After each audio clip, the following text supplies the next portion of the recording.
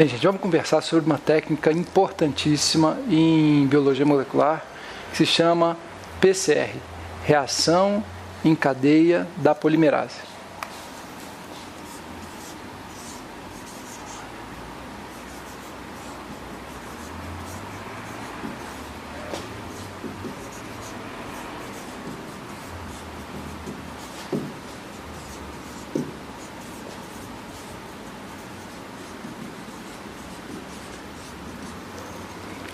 Essa sigla PCR vem do nome da técnica em inglês PCR.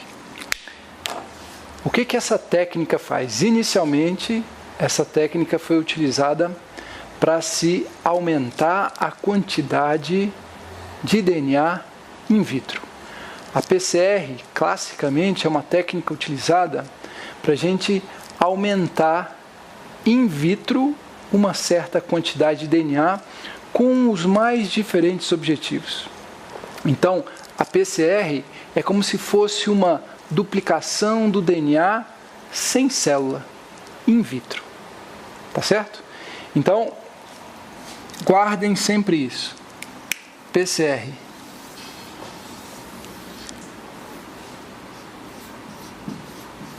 Duplicação in vitro. É a duplicação do DNA in vitro. A gente pode também substituir esse termo duplicação por síntese, ou então ainda um termo famoso, amplificação. Muitas vezes a gente usa o termo amplificar o DNA com o sentido de aumentar a quantidade, de duplicar a quantidade, de sintetizar in vitro o DNA. Então, o PCR, basicamente, é uma técnica poderosíssima que nos possibilita aumentar a quantidade de DNA in vitro. A gente pode partir de uma quantidade muito pequena, em teoria, uma molécula de DNA, e a gente pode, in vitro, fazer com que essa quantidade atinja valores astronômicos. Tá certo? Então, lembrem, PCR, uma técnica de aumentar, amplificar, sintetizar, duplicar a quantidade do DNA in vitro. Então, gente, para a gente explicar a técnica de PCR, a gente precisa seguir um certo caminho. Então, eu vou começar lembrando a vocês que a duplicação de DNA,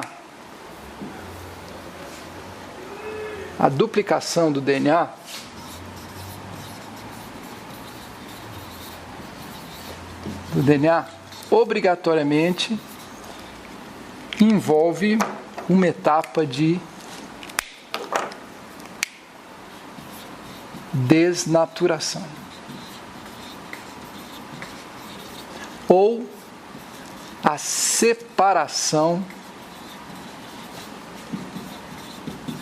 das fitas complementares.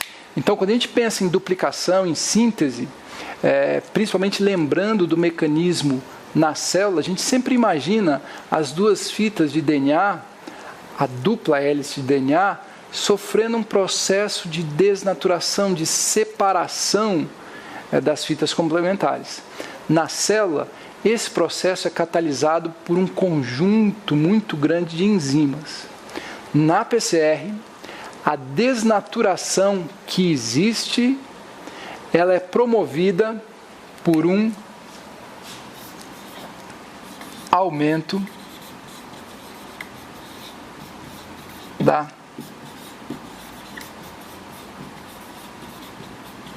temperatura. Certo? Então eu estou adiantando isso para vocês. A gente vai ver como é que é a etapa de desnaturação do DNA na técnica de PCR. Eu estou adiantando para vocês que toda vez que vocês ouvirem falar de PCR, já pensem, opa, envolve a separação das fitas, mas no caso da PCR, essa separação é promovida por uma elevação da temperatura. tá certo? Não existem enzimas, como na célula, que promovem a separação das duas fitas do DNA numa temperatura constante na temperatura da célula. No caso da PCR, a desnaturação só é atingida quando a temperatura se eleva acima de 95 graus. Tá bom? Então lembra disso. PCR, a gente promove a desnaturação com o aumento da temperatura. Então esse é o primeiro ponto que eu gostaria de relembrar para vocês. Relembrar no sentido de uma alteração que a gente já sabe na célula, que é a separação enzimática das fitas. Na PCR, essa separação é por aumento de temperatura. Segundo ponto, na duplicação do DNA, a gente precisa de um primer na célula, né? Então, nenhuma DNA polimerase conhecida tem capacidade de iniciar o processo de síntese de DNA. Na célula, esse primer é de RNA. Na PCR, a gente também precisa de um primer para começar a amplificar o DNA. Na verdade, o primer é uma condição indispensável para que a reação de PCR, para que essa técnica seja bem sucedida. Agora, no nosso caso, o primer não é RNA. O primer que a gente utiliza na técnica de PCR é um primer de DNA também. E muitas vezes, pessoal, a gente usa um termo para substituir o primer como sinônimo de primer. A gente usa o termo oligonucleotídeo. Por que a gente usa esse termo? Porque o primer que a gente usa em PCR normalmente é um pedacinho de DNA, fita simples, entre 15 e 25 resíduos de nucleotídeos. Então ele tem alguns resíduos de nucleotídeo, por isso o termo oligonucleotídeo. Então a gente usa, já anotem aí, toda a reação de PCR. Existem primers para o início do processo de duplicação. Vocês vão ver a importância dos primers. Ok? Primer, sinônimo oligonucleotídeo. Mais ou menos, vou colocar aqui, aproximadamente 15 a 25 bases, ou nucleotídeos, né? Melhor colocar assim. Resíduos de nucleotídeos. Então são pequenos pedacinhos de DNA. Ok. Uma outra coisa que a gente usa na PCR.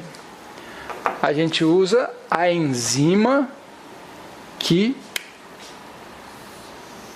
sintetiza o DNA. A gente usa uma DNA polimerase. A enzima que sintetiza, que elonga o DNA, e lembrando, elonga o DNA sempre no sentido 5' para 3'.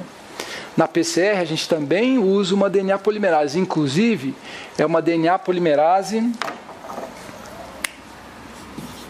termoresistente. Ela resiste à elevação de temperatura. Termoresistente. A DNA polimerase que a gente usa nas reações de PCR, ela resiste a uma elevação de temperatura para 95 graus. 95 graus é uma temperatura que a maioria das enzimas perde atividade. Essas enzimas são termossensíveis.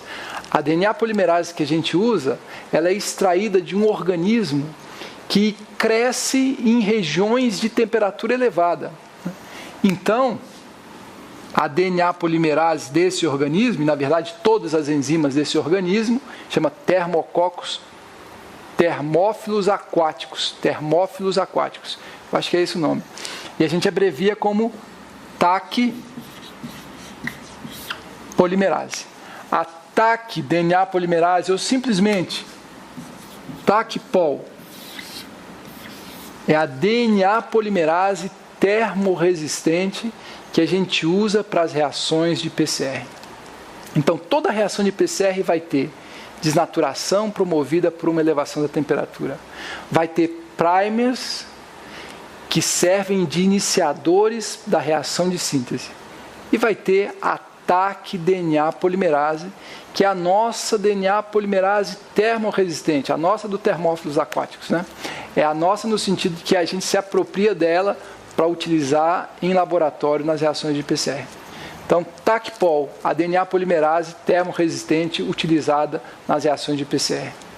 E como a gente está falando de síntese de DNA, síntese in vitro de DNA, a gente precisa sempre pensar que os substratos vão estar presentes, os DNTPs. Então, em toda a reação de PCR, a gente encontra os 4 tipos diferentes de desoxirribonucleosídeo trifosfato. Eles são os substratos para DNA polimerase, para TAC polimerase. Na verdade, vamos enumerar quais são os substratos da TAC DNA polimerase. Os 4 desoxirribonucleosídeos trifosfato, mais a DNA polimerase, a TAC polimerase, ela precisa de um primer, uma extremidade 3' antecedendo uma região de fita simples, para que esse primer seja elongado. Então, o primer, a extremidade 3' antecedendo uma região de fita simples, é um dos substratos para a ação da TAC polimerase. Então, em toda a reação de PCR, meus amigos, a gente vai encontrar primers, a gente vai encontrar TAC DNA polimerase, a gente vai encontrar os 4 desoxirribonucleosídeos trifosfato, e a gente vai muitas vezes querer saber se lá dentro existe um DNA para ser amplificado. Em outras vezes a gente sabe que tem, mas a gente quer aumentar a quantidade desse DNA. Ou então a gente quer modificar as extremidades. Aí tem uma série de aplicações.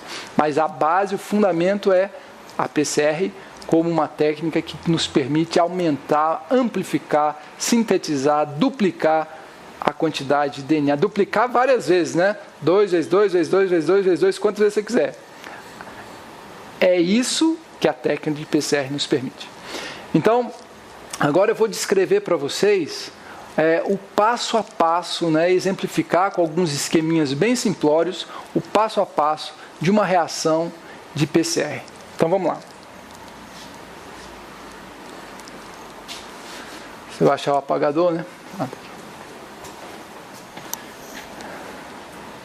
Bem, então eu vou fazer uma descrição, que é uma descrição bem simples, bem objetiva, uma descrição meio que padrão da técnica de PCR. Então observe o seguinte, suponha que eu tenha um DNA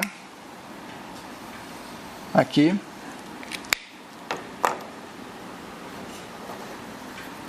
DNA brasileiro, verde e amarelo, as fitas complementares. Lembrem-se, 5', 3', 3', 5'. Digamos que eu tenho uma molécula, quer dizer, uma dupla fita desse tipo de DNA e eu queira aumentar a quantidade in vitro. Vou fazer a reação de PCR. O que eu preciso? Primeiro, eu preciso de um par de primers. Eu preciso de 2 primers para fazer o meu PCR padrão, para eu aumentar a quantidade desse tipo de DNA in vitro. Como é que eu vou representar esses meus 2 primers? Eu vou representar um primer laranja, mas eu vou representar assim, ó. Tá certo? Em zigue-zague. E um primer verde, também em zigue-zague. E, como sempre, 5', 3', 5', 3'. Esses primers não estão pareados, eles não são complementares. São os primers que eu vou utilizar para aumentar a quantidade desse DNA aqui. Tá bom? Como é que esses primers entram na reação de síntese de DNA? Então, a primeira coisa que eu vou fazer é colocar a amostra que eu tenho, a solução que eu tenho, essa molécula, eu estou supondo uma molécula única de DNA, sei lá, digamos que eu tenha 500 microlitros, 50 microlitros, 10 microlitros de uma certa solução que eu desconfio que tem uma molécula. Eu estou falando para você que tem uma molécula, tá certo? O que eu faço? Eu pego essa amostra e adiciono um par de primers. Agora, o que tem de especial nesse par de primers? Esse primer aqui, ele é idêntico a essa extremidade aqui da fita verde. Tá certo? E o primer laranja, ele é idêntico a essa extremidade aqui. Tá bom? Então aqui, 5 linhas, 3 linhas. Ele é idêntico a essa extremidade aqui da fita laranja. E o primer verde, 5 linhas, 3 linhas, é idêntico a essa extremidade. O que eu estou falando quando eu digo idêntico? O que eu quero que vocês já percebam? Que o primer verde, esse pedacinho que, digamos, tem 15 resíduos de nucleotídeo, vamos supor que essa fita aqui tenha 200, a fita inteira, essa dupla fita aqui, 200 pares de base. Cada um desses primers tem 15 nucleotídeos. E lembra, são primers, fitas simples, é um oligonucleotídeo, tá bom? Esse primer verde, já que ele tem a sequência igual à extremidade de 5 linhas da fita verde, ele pode hibridar justamente na mesma região, se associando à extremidade de 3 linhas da fita laranja. E o que o primer laranja faz? Já que ele tem a sequência idêntica à extremidade de 5 linhas da fita laranja, ele pode se associar à extremidade de 3 linhas da fita verde. E é isso que acontece, meus amigos. A primeira etapa da reação de PCR é uma etapa de desnaturação. A gente eleva a temperatura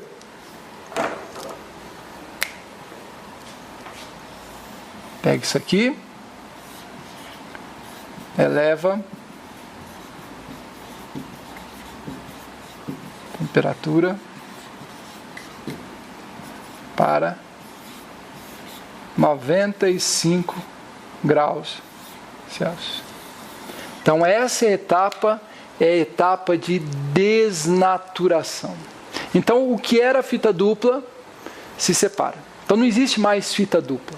Então as duas fitas de 200 pares de base se tornam duas fitas simples de 200 resíduos de nucleotídeo cada uma. E os primers estão lá no meio. Então essa etapa de desnaturação normalmente dura 1 minuto. Então vamos até escrever aqui, por aproximadamente 1 minuto. Então, primeira etapa. Depois disso, o que eu faço? Eu realizo uma etapa de hibridação. Hibridação. A 55 graus, digamos, por 1 minuto também. Nessa etapa de hibridação, quando eu abaixo a temperatura de 95 para 55 graus, o que se forma? As duas fitas grandes que estavam desnaturadas, elas tendem a renaturar. No entanto, os primers, como são pequenininhos, eles encontram as regiões complementares muito mais rápido do que as fitas grandes. Então, quando você promove a renaturação, a hibridação, e também a gente utiliza os primers numa quantidade muito maior. Então, os primers estão lá dentro numa quantidade muito grande. Então, quando você promove a renaturação, os primers se intrometem e eles vão lá e hibridam naquelas duas fitas grandes. E o que vai formar depois da etapa de renaturação? Você tem uma fita aqui, uma fita grande, 5 linhas, 3 linhas, mas nessa ponta eu tenho o primer hibridado. A gente está fazendo primer zigue-zague, né? 5 linhas, 3 linhas. E a fita laranja estava aqui. Eu vou escrever ela de cabeça para baixo, porque ela estava assim, né? 3 linhas, 5 linhas. Aqui eu encontro o primer hibridado. 5 linhas, 3 linhas.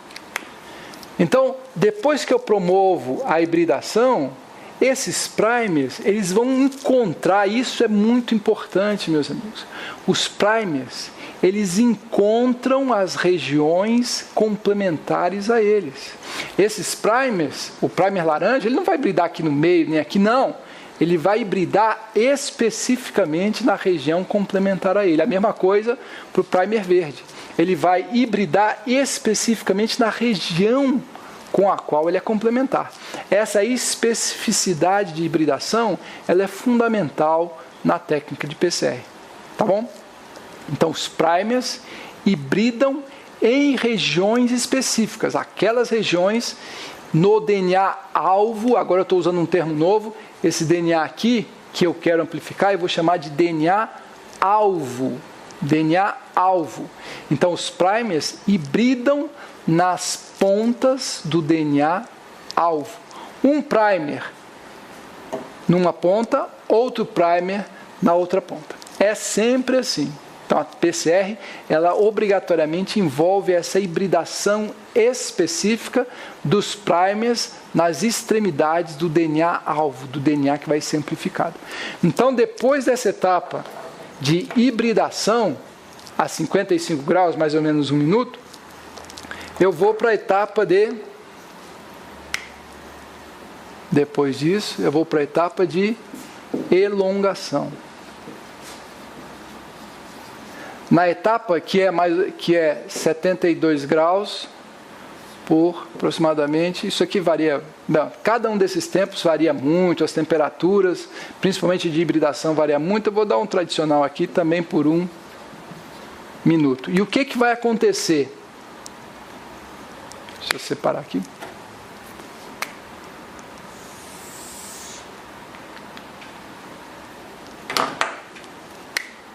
A fita verde, 5 linhas, 3 linhas, que tinha aqui o primerzinho laranja, 5 linhas, 3 linhas. O que vai acontecer? Esse primer vai ser elongado, 3 linhas. Aqui, 3 linhas, 5 linhas. E onde tinha o primer verde, um pedacinho pequenininho de mais ou menos 5 resíduos, o primer foi elongado até aqui. Ok?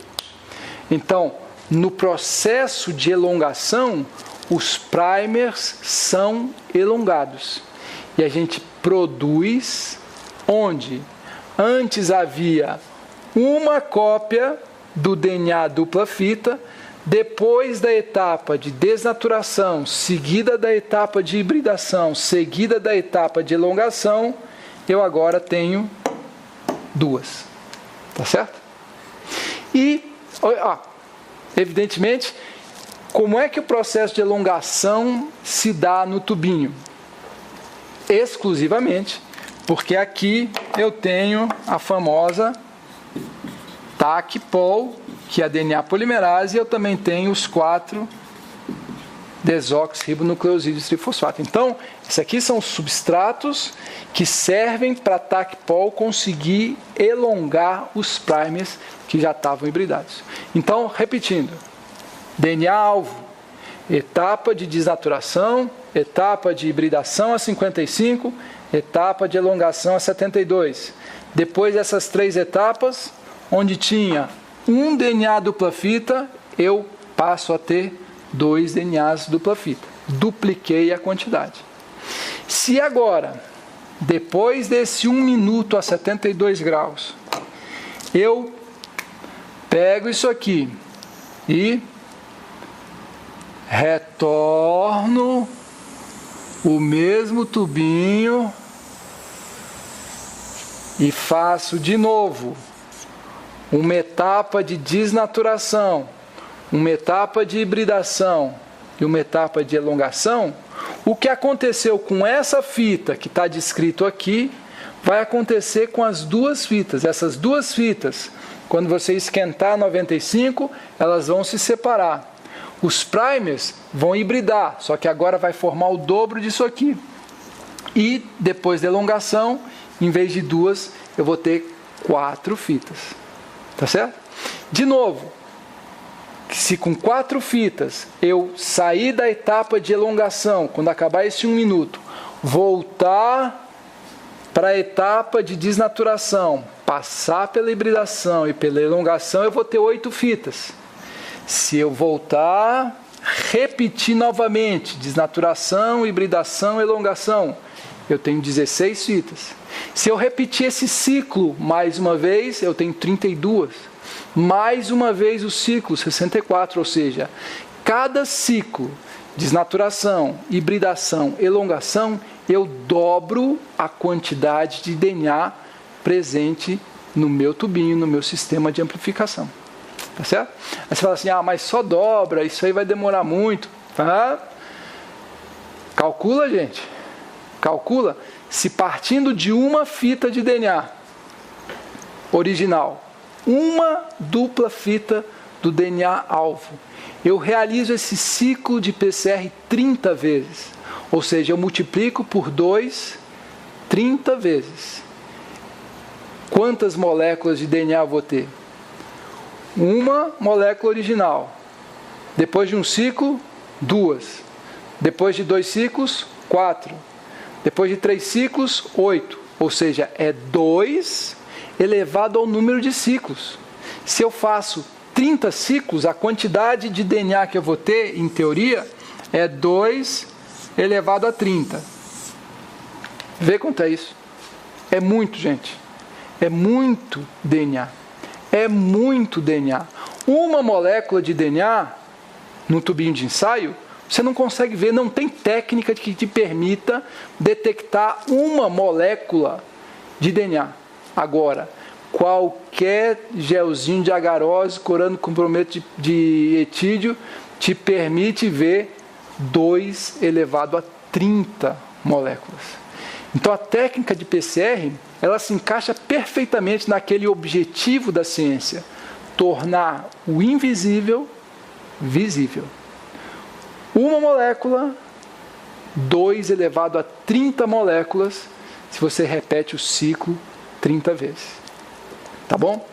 Então, pessoal, agora como é que, só um detalhe, né? Isso aqui é feito através de uma máquina chamada termociclador. É como se fosse uma chapa de fazer sanduíche, só que ela tem uns furinhos. Você enfia o tubinho lá e essa chapa, você consegue controlar, programar, para ela ficar 95 graus, 1 minuto, 55 graus, 1 minuto, 72 graus, 1 minuto, e mandar ela repetir 30, 20, 30, 40 vezes, depende da quantidade de ciclos que você quer fazer. Ok? Então a técnica de PCR, meus amigos, a essência dela é muito, muito simples. Repetição de etapas de desnaturação, hibridação, elongação, utilizando um DNA-alvo, o DNA que vai ser amplificado, utilizando primers com hibridação específica em regiões específicas do DNA-alvo. É o ponto de hibridação dos primers que vai definir qual é o DNA que vai ser amplificado. Tá certo? Se esse DNA aqui não tiver lugar para esses primers hibridarem, então a reação de PCR não vai dar nada. Ok? Então, primers, que são a origem das fitas que vão ser sintetizadas, tem a TAC DNA polimerase e tem os NTPs. Com isso, e uns tampões lá, umas coisinhas, uns sais, etc, etc, com isso a gente consegue amplificar o DNA in vitro. É uma técnica poderosíssima, meus amigos, poderosíssima, hoje utilizada para tudo em biologia molecular. Na verdade, aquela aula passada do banco genômico em PBR 322, muitas vezes a gente fazia um banco genômico para conseguir clonar um gene, né? Você estava interessado em um gene, só você fazia um banco e depois você tinha que selecionar qual clone tinha pego ao fragmento que você está querendo estudar. Com a PCR não, você consegue, tendo primers específicos que amplifiquem especificamente o gene que você está interessado, o fragmento que você está interessado, você com o DNA original do organismo, você consegue fazer uma PCR em 3 horas, você está com o gene isolado. E um exemplo só, né, o exemplo mais simples do uso corriqueiro, cotidiano da técnica de PCR, mas ela é usada em tudo, inclusive nas técnicas mais poderosas de sequenciamento de DNA, utilizam PCR. Ok? Então, PCR, pessoal, amplificação in vitro do DNA. TAC, DNA polimerase termorresistente, primers, DNTPs e ciclos de alteração de temperatura, desnatura, híbrida e longa, desnatura, híbrida e longa, desnatura, híbrida e longa. E assim a gente amplifica o DNA. Bom, vamos falar agora de sequenciamento de DNA. Vamos falar de 3 técnicas, citar 3 técnicas de sequenciamento de DNA e vamos nos aprofundar ou dar alguns detalhes a mais sobre 2 dessas 3 técnicas. Então, vamos falar sobre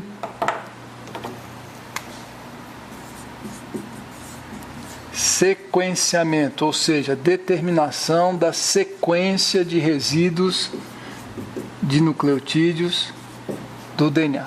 Sequenciamento, determinação da sequência de bases do DNA. Vamos falar de 3 técnicas. O método ou técnica químico, desenvolvido por Maxam e Gilbert,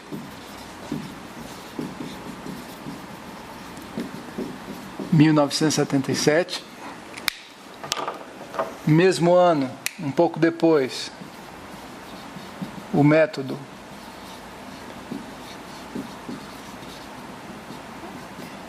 enzimático, desenvolvido por Frederick Sanger. E depois uma técnica fantástica, maravilhosa, a segunda também é método de síntese, desenvolvido por Mustafa Ronaghi, 1996. A primeira técnica hoje em dia não é mais usada, é uma técnica, foi importante, foi a primeira técnica de sequenciamento de DNA desenvolvida, mas um tempo muito restrito. Logo depois, ela foi suplantada pela técnica, pelo método enzimático do Frederick Sanger, que ainda hoje é muito utilizado em algumas plataformas de sequenciamento e que agora está sendo superado pelo sequenciamento através do método de síntese desenvolvido pelo Ronaghi em 1996. Nós vamos dar alguns detalhes, vamos dar o princípio de funcionamento desses 2 métodos, o método enzimático e o método de síntese. E hoje a gente vai falar sobre o método enzimático de Frederick Sanger, tá certo? Então o que eu vou apresentar para vocês agora são os princípios, aquilo de mais essencial que vocês têm que saber para entender como, através do método enzimático de Sanger, a gente consegue descobrir a sequência de bases de um determinado DNA. Então vamos lá.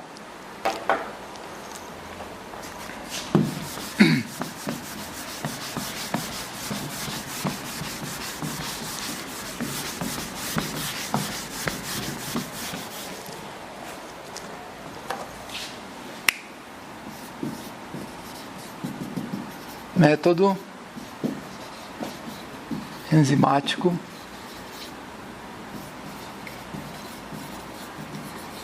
de Sanger.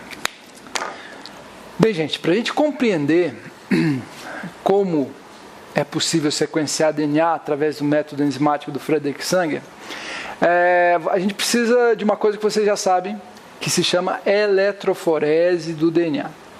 Então, vocês já fizeram na prática uma eletroforese em gel de agarose e foram capazes de separar DNAs de diferentes tamanhos. No método de Sanger, a gente também usa eletroforese.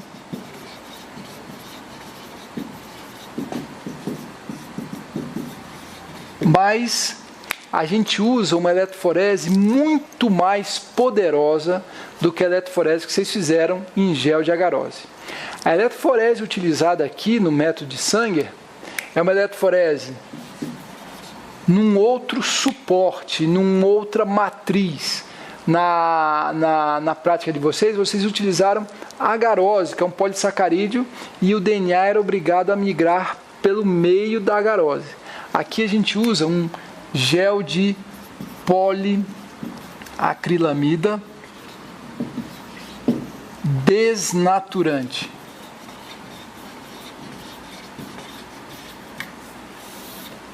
Esse gel de poliacrilamida desnaturante, ele faz com que o DNA ele percorra na forma de fita simples.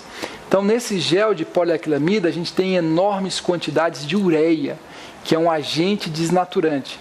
É um agente químico que promove a desnaturação, promove a separação das fitas. Então, nesse caso aqui, a gente usa ureia. E a acrilamida é uma matriz com um poder de resolução altíssimo. Preste atenção.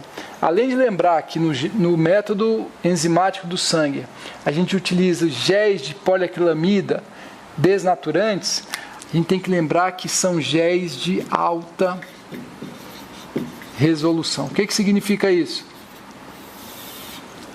Significa que através desses géis de poliacrilamida desnaturantes de alta resolução, a gente consegue separar fitas de DNA que diferem em um resíduo de nucleotídeo.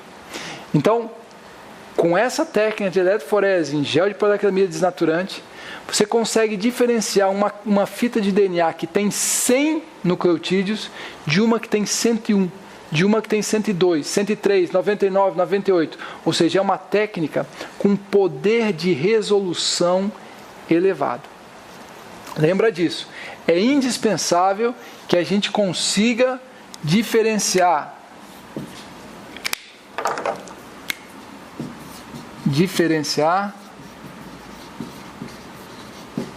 fitas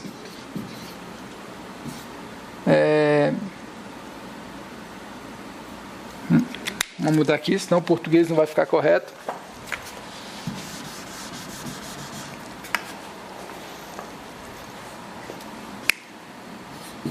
Visualizar fitas que diferem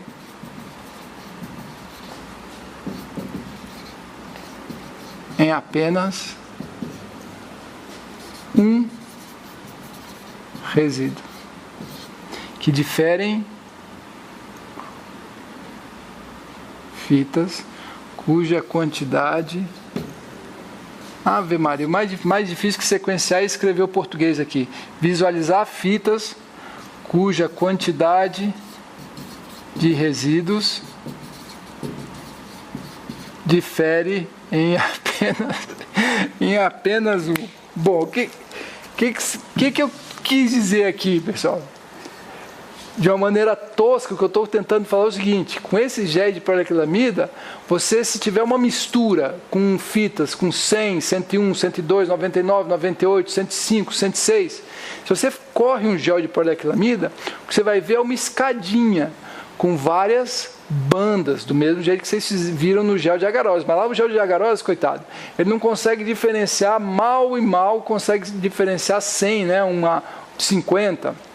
Uma fita com 50 de uma fita com 150. E isso ainda é o que acontece também no gel de poliacrilamida. Isso varia conforme o tamanho da dupla fita que você queira diferenciar. Mas o fato é que o gel de agarose tem um poder de resolução baixíssimo. Esse aqui não. Esse aqui tem um poder de resolução altíssimo. Você consegue diferenciar, visualizar em regiões diferentes do gel fitas que diferem apenas um resíduo de nucleotídeo. Tá bom? Então, lembra. Faz parte do método enzimático do sangue a utilização de géis de poliacrilamida de alta resolução, géis desnaturantes. Agora, uma outra coisa fundamental. Deixa eu apagar esse negócio aqui que ficou até arrepio. Agora, uma outra coisa aqui. O que vocês precisam lembrar quando a gente estiver discutindo ou quando eu apresentar para vocês o método de sequenciamento enzimático? Vocês precisam lembrar de uma molécula um nucleotídeo especial. Ele é chamado de dideoxirribonucleotídeo. Como é que é a estrutura dele? Eu vou desenhar um dideoxi genérico aqui.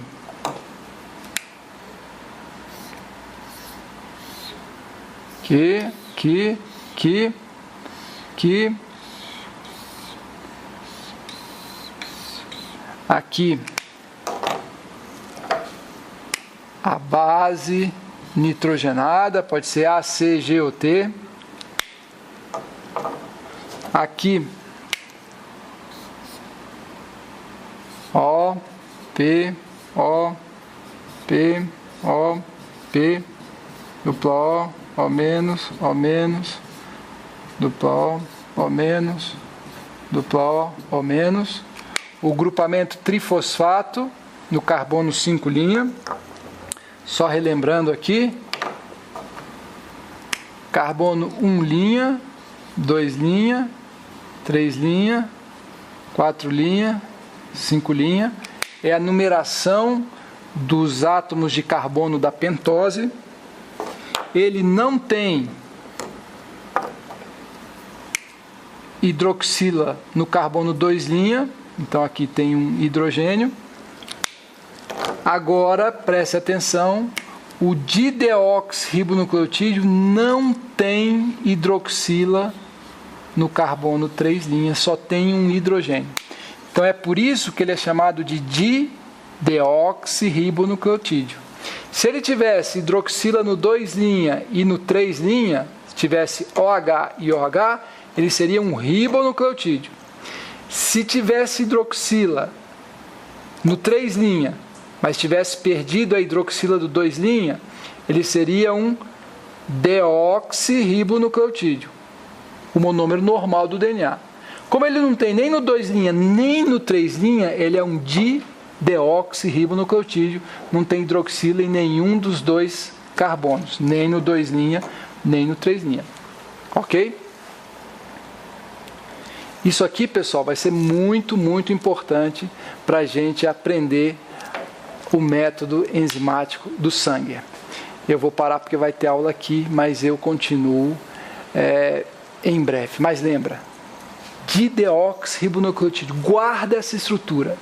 O que será que acontece quando um nucleotídeo desse aqui entra numa fita de DNA? Porque ele pode entrar numa fita que está sofrendo elongação, porque ele tem a extremidade 5' trifosfato. Agora, o que vai acontecer depois que ele entra? Descobre aí, depois a gente continua.